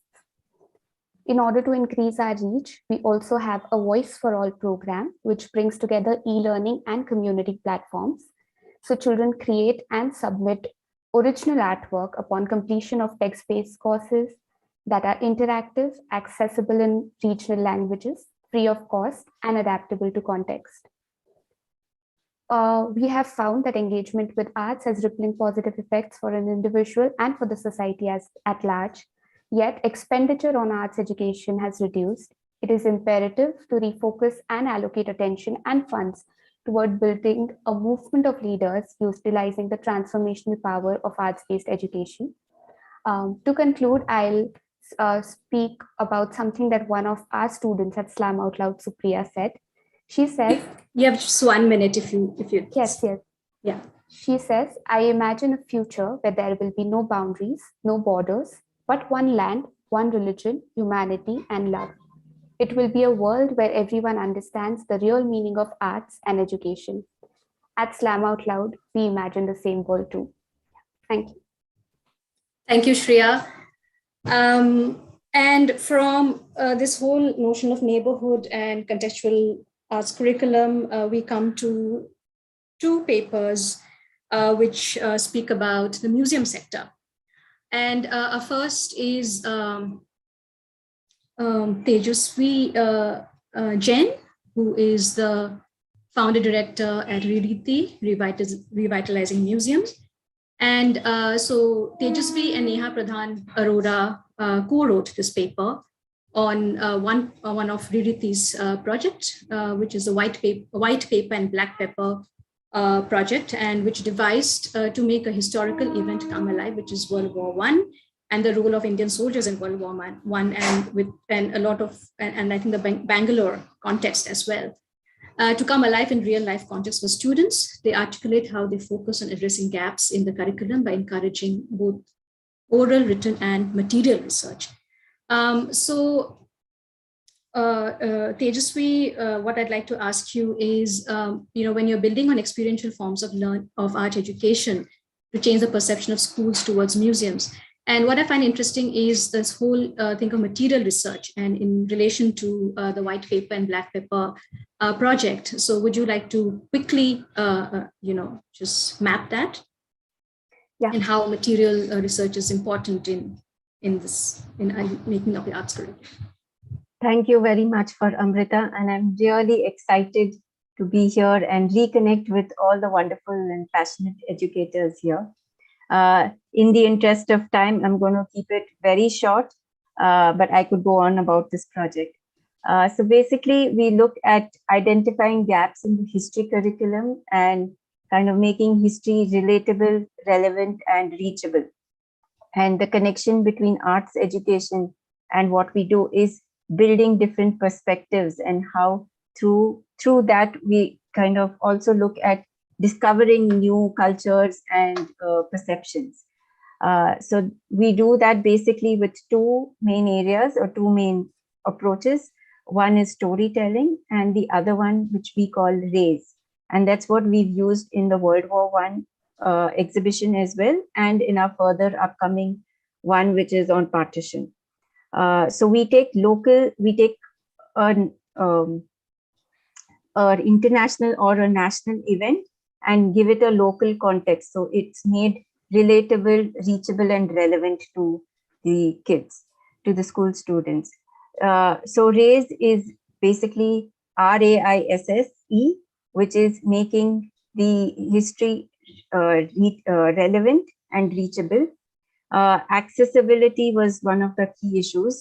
So, and then I stands for inclusive. SS is providing stimulus, sensory stimulus, and E is for engaging. So I'll quickly give you an example of each and how we follow that across all the programs which we create with museums and with collections. So making in the World War I, the information which we got, for example, you have numbers that so many soldiers died, so much food was given, so much clothes were given. Those are just numbers. How do you make it relatable? How do you make a past event 100 years ago relatable to now? Often a question which students ask us, ma'am, why do we need to learn history? It's something which is of the past. It's boring. You have science classes, you have math tuitions, but you don't have history because that's not something which is given so much of focus on. So what we do in our modules is make it relatable to them, how they can learn from past lessons and how the information is relevant to today's timings. Making it accessible, they themselves are co-curators with us in the exhibitions which we create. So it's made engaging and accessible to them through the information which they kind of go and collect. So they interview people, they interviewed the army officers or who had histories of World War I and their families had, and a lot of them also discovered through this project that they had, their great-great-grandfather was in the army, was as a doctor or was, as in one of the transport areas. So those were histories about them, which they discovered. And this inclusiveness was something which is a core to our projects. Even in this, they were made inclusive, not just in the creation of the exhibition and the content, but also while we were setting up these traveling exhibitions. So we believe that the museums need to reach out, the content and the collections need to reach out to the school because schools are always pressed for time. So we take these traveling and pop-up exhibitions and make it more accessible to them. And they become included, engaged with the setting up and the installation of the exhibition. And also they become guides as peers for their peers. So that's how a lot of learning happens. A lot of soft skill also, development happens through kind of setting up the entire exhibition. And lastly, it's made very sensorial. So this exhibition we had, it was made to simulate trenches. So it was narrow spaces, they were dark. They had to go with a torch to kind of look out for information. We had smoke, we had sounds. It was the entire experience and kind of reading the content in that, it made them feel what it was to be a World War I soldier or to be living in that times. So at the end, a lot of them came out with that, that ma'am, we really didn't know the extent of war. We just had read it, okay, there's so many people, so many numbers, but you actually made us experience that. And that's what we focus on. And there's no one rule as to how we do it. These are the frameworks which we follow, and each module changes. So for example, now we are doing on partition. So again, the local context of how Bangalore or the South was impacted or had, changed during partition or responded to partition. And this time we are pushing the envelope because it's not an on-site exhibition, it's an online. That we can discuss later in the next, when we are up and, giving you more information about that. But I shall just wrap it up here for now. Thank you, Riti. I think this project that you presented at Art Education was fascinating, and particularly the kind of material research that the children really push the envelope at to find, find their own history in the neighborhood and the places that they live. To come to Polomi Das, who's a consultant, museum and heritage spaces. So her paper sort of, brings up a very crucial element of mental health issues and psychological difficulties in children, and how to also recognize depression as a disability, and how the arts can work in working with people with such difficulties. And so at her work at Varnika Designs, so she's developed a multisensory model. So Polomi, can you sort of quickly articulate how at Varnika you engage sensitively and proactively with people with physical and mental disabilities, and employ design thinking in museum and heritage spaces? Polomi. Thank you, Amrita. Thank you, Ritu. Thank you, the entire Art First team for this venture. Special thanks to Sharmila, and I'm really unfortunate that I never had a chance to meet Tushar, but he started a revolution, and I'm glad that people like him exist. So your question has two parts, if I may say so, Amrita. The first part is how can the arts engage, First of all is we need to understand that a museum collection or a heritage site monument needs to be shared with as many people, instead of thinking of a particular segment and restricting to somebody with a physical or intellectual need. I'm not always using the term disability, because that sometimes in India, at least, it's seen as something very discriminatory. We need to understand that people are there with different needs, and why not try to cater to as many people and different kinds of needs, and recognize and accept that is very important. So museums need, and I'm not talking of the private museums or art galleries, I'm talking of the larger governmental institutions in India. The museums, state and central governments need to step down from their ivory tower, the kind of a very hierarchical status that they have, and open their doors and windows and include a lot of people. Understand that there are different groups of people who need access, like from local communities to people who've never even heard of a museum probably, or a heritage site. And coming to how Varnika Designs we try to do it, kind of a model we have is share, include people in dialogues and narratives and different perspectives. And so as I've written in the paper, there's one thing I do is try to reach out, because I'm also an educator, reach out to college students. My focus is actually college students, 18 to 24. That's the highest number of people in the world with depression, and the maximum number of suicides, not just in India, but across the world. And WHO asked the whole world to, this term, the phrase that they said was, let's talk.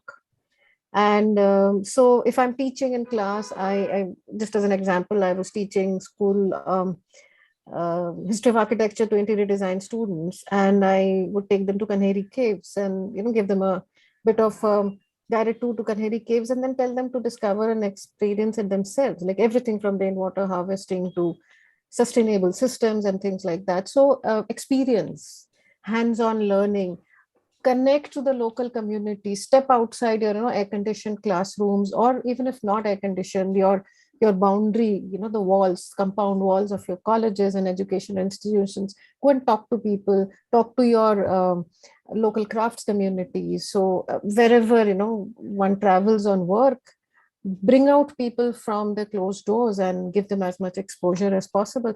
And one just needs to push a bit, and then young people themselves venture out. So Varnika Designs tries to be like a platform that helps in creating these engagements and discussions and connecting people from different fields. I also do write a blog where if I've taken some tour somewhere or taught a course somewhere, then I try to talk about the history of the place, textiles, arts, design, in a very easy to understand, simple language. Because what happens is the more technical we have become, we use museums, at least in India, use very language and words which put people away, scare them off, to include people, make it more accessible, and understand that depression is something that can happen to any one of us at any point of time. And since we are also talking about the lockdown in the last 2 years, it's been terrible, really terrible. And it's only when the lockdown ends next year onwards, we'll slowly come to meet people who have had their very bad experiences, So Vernica Design started Museum Memories project. It's not in the paper because it started after that, which is an oral history documentation platform. You have 1 minute, half a minute, please. Oral history documentation platform where museum memories can be shared by people from all over the world, which basically means that you are a museum visitor and you have a free access to sharing your museum memories without being judged. So our design team actually has somebody with color impairment, so we try to get people from the communities that we are dealing with and reaching out to and including them in the discussion, instead of just taking a very patronizing kind of an attitude, like a higher moral ground, and creating systems for people, like, reach out, connect, discover, engage, immerse them, discussions, and give more space. So that's a kind of a model we have. Of course, it's work in progress always. And I'm sure next time we connect, there would be something more interesting that we could talk about.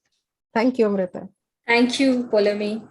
I think Vernica is doing fantastic work, and I follow the Museum Memories project a lot. Thank you. When I come now to a last author, thank you, Shreya and Avani, for being so patient. And in terms of Poulomi's paper, the aspect of design thinking links to the work of Shreya and Avani at Tinker Labs. And in terms of geography, they did the project EBCD, Everybody Can Change by Design, at government schools in East Delhi, which is the geography that CASP worked in East Delhi. So Shreya and Avani present the work of Tinker Labs, which is a design consultancy, and which works to establish social impact in design thinking. And the core purpose of their project EBCD was to allow students to think without inhibitions and take the focus of the course material or instructor to the students as makers of their own learning material. So what Poulomi also talked about, experience, hands-on learning, the student as the creator of their own learning material. So Shreya and Avani, can you talk about how you have employed design thinking to facilitate students as makers of their own learning material? Thank you so much, Amrita. Thank you so much. And it's lovely to see everyone after such a long time. And I'll quickly move to the work we have done. So our work, like Amrita mentioned, was based on a project that Shreya and I were part of at Tinker Labs. And like she mentioned, it was called Everybody Can Change with Design. And the idea was also to make design thinking accessible to the children of government schools who don't necessarily get an approach or an opportunity to learn creative thinking. So in this process, we both started by actually answering the question that was asked by the child in the video, "Koi humse bhi to pucho." And that's where it all began. We actually started by looking at our previous work and workshops that we'd had with children and address the gaps, speaking to them and empathizing with them, because at the end of the day, they were the end users of the workshop and the learning that we both were imparting or we were working towards. And to understand their needs was very important, where they came from, their backgrounds, what they understood, what they didn't, what were they actually willing to learn, and what were they excited about. And because design thinking, while it's a problem-solving methodology and it inculcates creative thinking, it also is a mindset and not just a toolkit. We wanted to make these children independent in the ability to apply it in their everyday issues, their problems around them, big or small. So hence we tried to incorporate the examples, the narratives, the materials, the tools, even gamification from their everyday lives and around them, so that it was simple yet impactful for them to independently apply them that was the key to our sensitizing process, to drive empathy, to drive creative thinking amongst these kids. I would like Shreya to add her perspective to this as well. Shreya. Thanks, Avni, and thank you, Amrita, for having us. It's so wonderful to connect with everyone after 2 years and seeing such a diverse range of creative practices. So I just want to keep this short. So just to answer your question, for me personally, while the methodology of design thinking itself is a problem-solving approach applicable to a number of scenarios, the focus is more on finding the problem, assessing the known aspects of it, and then, instead of jumping into the solution quickly. So while you're working with the students, as Avni rightly pointed out, our aim was to primarily sensitize them to tools and methods they can adopt for an empathetic approach to problem finding, and kind of enabling them to broadly think about their own ecosystems and kind of drawing inspiration from it. And as she emphasized rightly, our role was to kind of act as catalyst towards, making them independent thinkers and problem solvers, while they kind of identify the core issues around them and apply their skill sets, in the purview of their life experiences gathered from their own, households, communities, as well as the environment. So yeah, that's my take as well. Thank you everyone. It's been fantastic. And I think there's so many fantastic views that has been discussed here, and a range, very diverse, multidisciplinary. And what I'd just like to quickly summarize, because I'd like to open it out to the audience. I've been speaking for a long time and I've edited the book. So yes, the people should speak. I go to Suzanne's idea, through looking at the whole, at all the writings. So art as simulation, to Dr. Batabial's curriculum as a socio-political document, learning as a socio-political process, and how the curriculum can do that, and also children as makers, and not just as makers, as change makers. And I think everybody, the organizations, the people who are involved, and also all the papers in the book, sort of drive at this whole context of children at the center of learning. And that's how I think I would like to end this, is that I think there are lots of ways of collaborating together. Again, go back to Loka's thing of collaboration over competition. And I think the kind of trajectories that all of us have exchanged on this platform today can offer a brilliant way of working together through all individual practices. So thank you so much. And Ritu, I hand it over to you to introduce Dr. Gaur. Dr. Gaur is from the IGNC, has been a partner with the Art Education Summit. So Ritu, can you please take it over from here? And we'll open the discussion with the audience after Dr. Gaur's. Yes. Dr. Gaur, I could not see you earlier. So just a quick introduction. When we did the summit, one of the reasons why we were so successful was because of Dr. Gaur, because he again believed in our vision and gave us all the support that we needed to make the summit happen. And even after that, he's been supporting the work that we have been doing, and also looking at the book to see whether we need to kind of, make it free for the audience, or should we look at an academic publisher. So he's been very, very, closely engaged with our work. Those of you who don't know Dr. Gaur, he's presently the Dean and Director of Library and Information, and also Head Kalanidhi Division at IGNCA. Dr. Gaur has played a pivotal role in creating awareness, education, and training about research publication ethics, particularly on plagiarism in India. And he's again been working a lot with the libraries across India, but also bringing in new learning in the space of how we can open up the space of learning through libraries. I'm also going to invite Dr. Gaur, being from IGNCA, and also reflecting on the new education policy, which very beautifully is connected with all the work that we have done, because the new policy talks about the role of art in education and how important it is for most schools to now revisit their structures, their curriculum, to bring in integrated education. Over to you, Dr. Gaur. And thank you so much for being a part of our journey. Thank you, Ritu.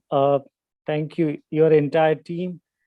And it is nice to connect exactly after 2 years, although in virtual mode.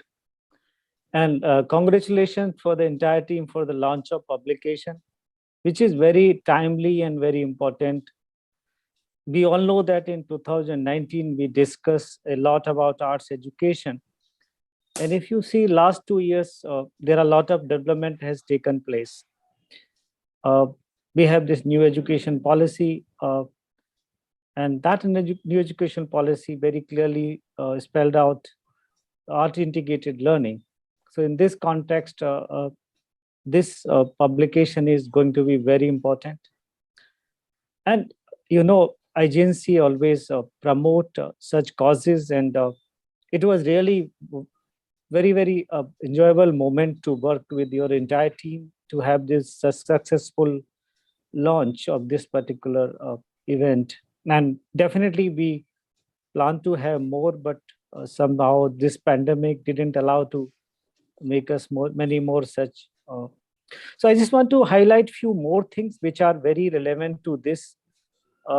Last year, Ministry of Education decided to set up a new university, Indian Institute of Heritage, which is going to focus entirely on art and allied areas in terms of having a university of national importance. And the work is going on, and coincidentally, I have been appointed as officer and special duty to set up that university. And we are almost halfway mark in setting up that university. And if everything goes well, we are going to launch that university sometime next year. That's something work is going on. So that is another positive development in this regards, and such documents are going to help a lot, and gives me a lot of idea when we were designing the various kind of schools and programs as a part of this university. Definitely, we have not organized any further events in collaboration, but I'm looking forward to more such opportunities, and more in the context of these new developments, which are very much required a lot of collaboration and cooperation between art institutions and art educators. And IGNC is always open to any further event or any kind of other collaboration with you and any other institution, because if you talk about art education, although we have this cultural CCRTs, what we call it, cultural regional cultural centers, CCRT, and different zones, they are mainly having this objective of promoting art education. But IGNC is having basic aim of working in all areas, including promoting art education. And at IGNC also, we are trying to get it a deemed university status. So there are many new opportunities we are looking forward, where we can be part of such important aims and activities in the future. I'm so impressed with all the views expressed by the various people.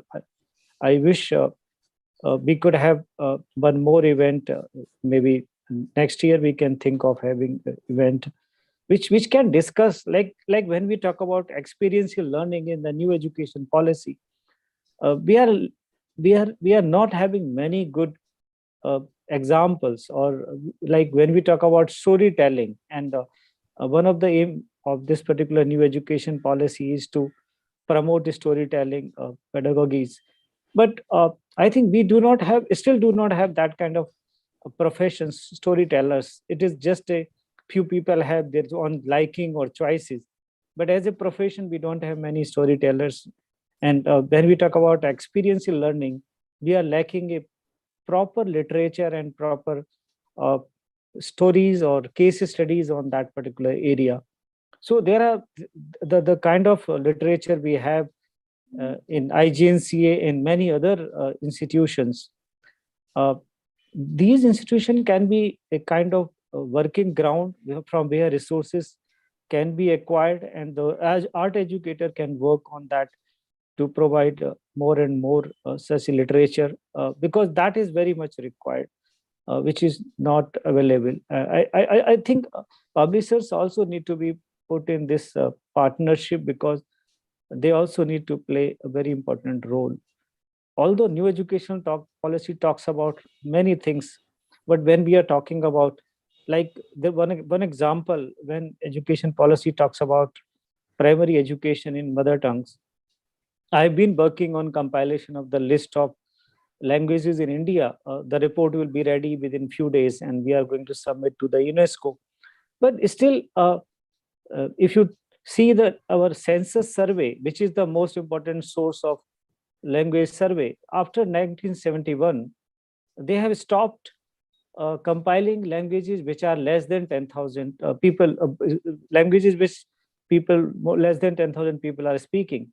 But there are many mother tongue which a community is still speaking. So in that way, we are going to restrict a lot of such mother tongues. So those kind of issues are still need to be discussed.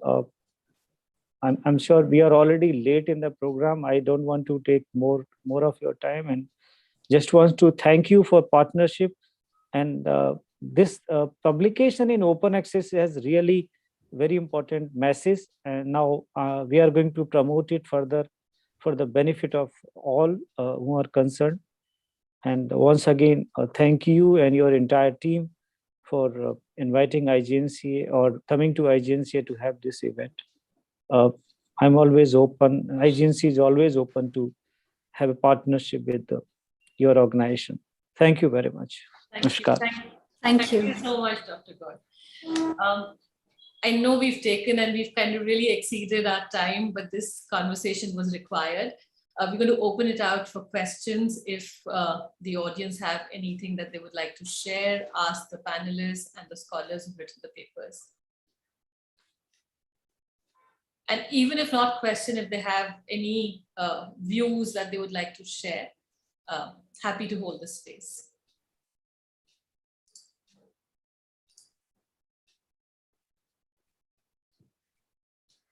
Even if any of the authors want to respond to each other's, I think the most important idea that has come out of this whole process of making this book, and inviting everybody, is the art as a fundamental human right, and that is what I think we're all trying to do through our work. Yes, Penny has something to say. Yes, Penny. You stole my words. I was going to say that. I mean, what struck me was just the absolute passion and commitment for art as a human right in every child's life. And I think no matter what their background or circumstance, it's really important that we place the emphasis on children's agency and the relationships alongside them. I mean, that's obviously at the heart of my work here in the UK, but obviously now in partnership with many colleagues in the room in India. So I think that there's a beautiful quote from Reggio Emilia in Italy. I think I mentioned, and Amrita, you mentioned that we were inspired over 20 years ago now by the practice in Reggio, and we still keep that conversation. In fact, I was there just before the pandemic hit. But I think there's a beautiful quote, and I hope I can remember it properly, from Loris Malaguzzi, the founder, and he said, once children perceive themselves as authors and inventors, and I will put artists in there, once they see themselves as artists, then their motivations and interests explode. And as adults, alongside the children and young people, to invite them to pursue their interests and inquiries, their curiosities. The strapline for our charity is the freedom to follow fascinations.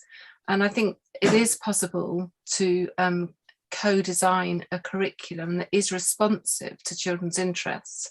And I was really taken by the emphasis, Suzanne, on empathy and trust and authenticity. In fact, we gave a presentation with our university, Goldsmiths University, where I used to teach, and Cambridge University in the House of Commons in Parliament the other day, about the need for spaces for liberated learning.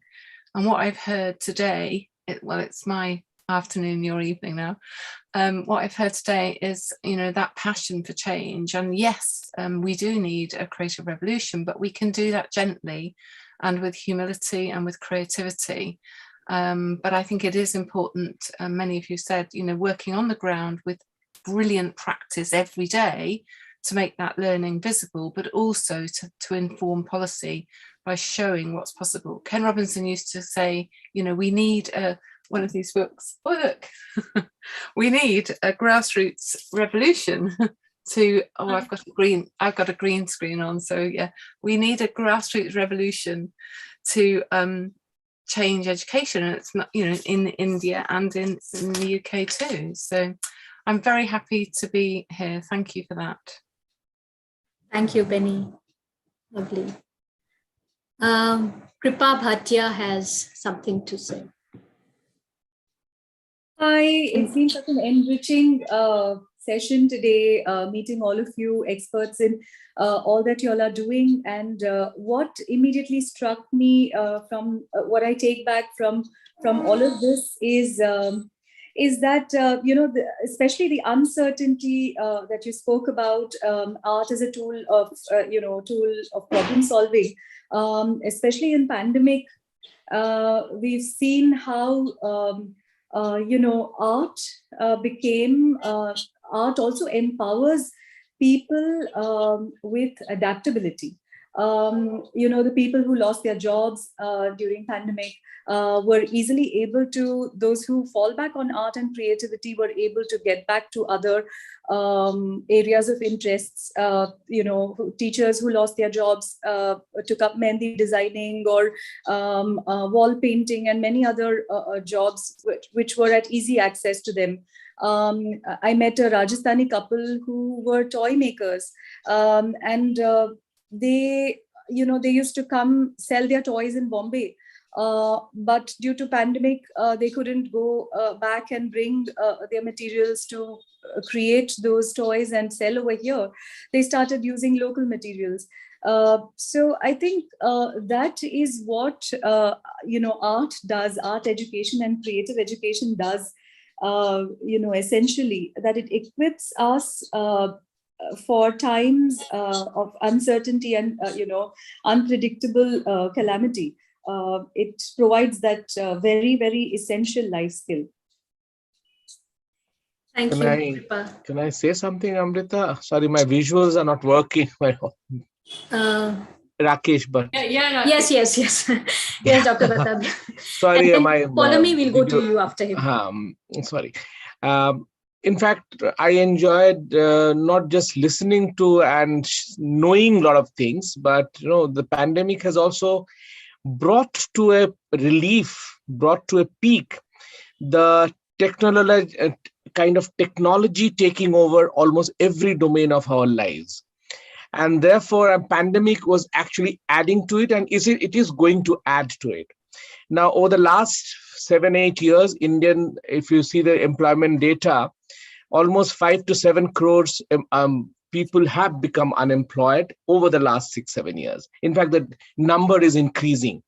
And if you see within this minuscule domain of art teacher or school teacher, the first one to lose their jobs during these 2 periods are the art, music teachers, and the third were the games teacher.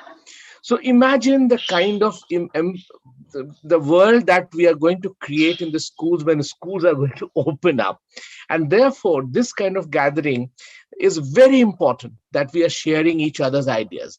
This is also important to know that art teaching and heritage management, as a lot of young scholars are doing, Bangalore and Mumbai and Delhi, they're doing memory, partition and all these things. They are not very neutral thing. They're also very political thing. So therefore, when young people come into this area, we have become very hopeful that they will actually join with the right kind of politics, the kind of politics that I talked about, the capital P, large world, large human world where we all want to inhabit without the borders of nations, regions, locals and all. So therefore, it's so hopeful message that this gathering actually I'm taking away with. Thank you so much. Thank you, Rakesh. Yes, Pallavi? So after hearing this extremely invigorating and it's a very big learning experience for someone like me, especially because we've been all sitting in our spaces in the lockdown the last 2 years, and we've lost out on a lot of collaboration, conferences, meeting people. I don't know if it's asking too much, but Ritu and the Art First team, do you think at least for some time in the next year, at least for the first 6 months or something, we could have a monthly online meeting like this where we share work? And see, I've found from my experience that a lot of times I'm trying to do something and I don't know what the next step is, and I'm scared to take that next step. But if there are others like here with so much experience, and if somebody could guide, and there's so much to learn from in just this No, 1.5 I think it's a hours. great idea, Palmi. Happy to kind of again create a group, and whoever is willing to be a part of it, Yes. they can I'll create a group, and those who don't want to be a part of it can drop off. Yeah. And you put it this way or the other way, whichever way. But I Mhm. think it's an incredible idea, because that also brings in this whole spirit of collaboration that we so truly believed in, and we still believe in. Right? No, lovely. Happy. Thanks a lot. Deepti Gupta has something to say. Yeah, after a long time, I'm meeting Art First team, and I'm really, really thankful to Ritu, because I still remember my first with Ritu when I was with several questions like, how can you expect a child to create on his own?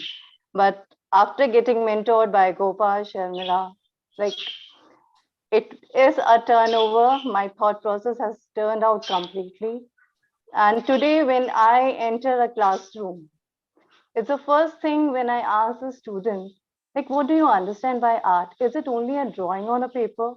So many perspectives has been changed by Art First. And this is what is helping me in changing out the perspective of the students. And the best part is students listen and they do understand what art is. And while giving a talk with the students, I really feel that it's the fact that children do really need art. They need the creative thinking minds, which is the demand of today's world. It's always, I had talked to them, that we always keep on saying that India is one of the most populated countries. But now I say India is one of the blessed country which is blessed with so many human minds. And if we train these coming generation and make them creative, I think we can exceed to a very high level and can help our community and our societies and the other communities in a better way.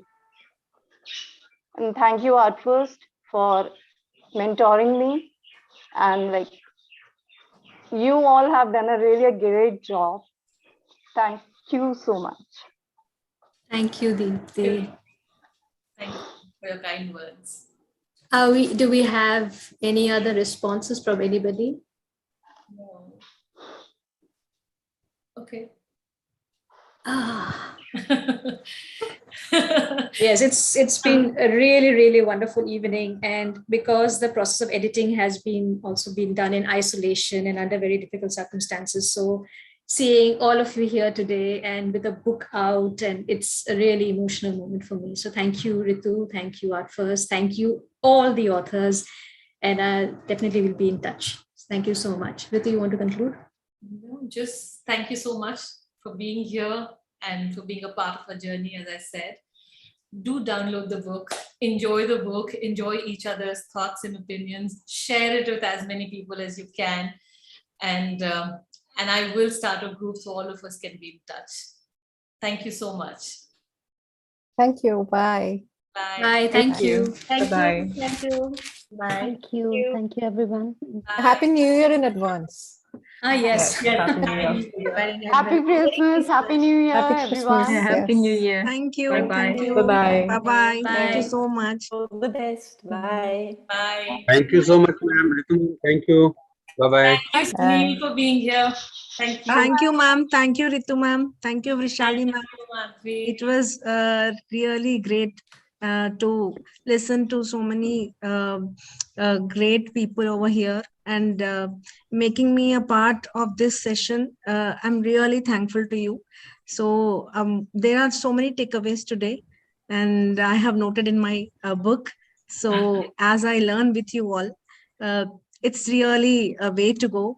As Penny ma'am said, it's a revolution. Yes, we are in the revolution. Thank you. Thank you, ma'am. Thank you, Madhuri. Thank you so much. Thank you, Madhuri ma'am. Thank you, ma'am. Good to Thank you, see Sally ma'am. Thank you, sir. Thank you. Thank you for being here today. Bye. See you. Lovely to see you. Bye. Bye. Bye, Penny. Bye, Penny. Bye. Well done, Amrita, for brilliant sharing as well. Thank you so much. We'll be in touch. Bye. Bye. Thank you too. Bye. See you. Okay, we can end the meeting.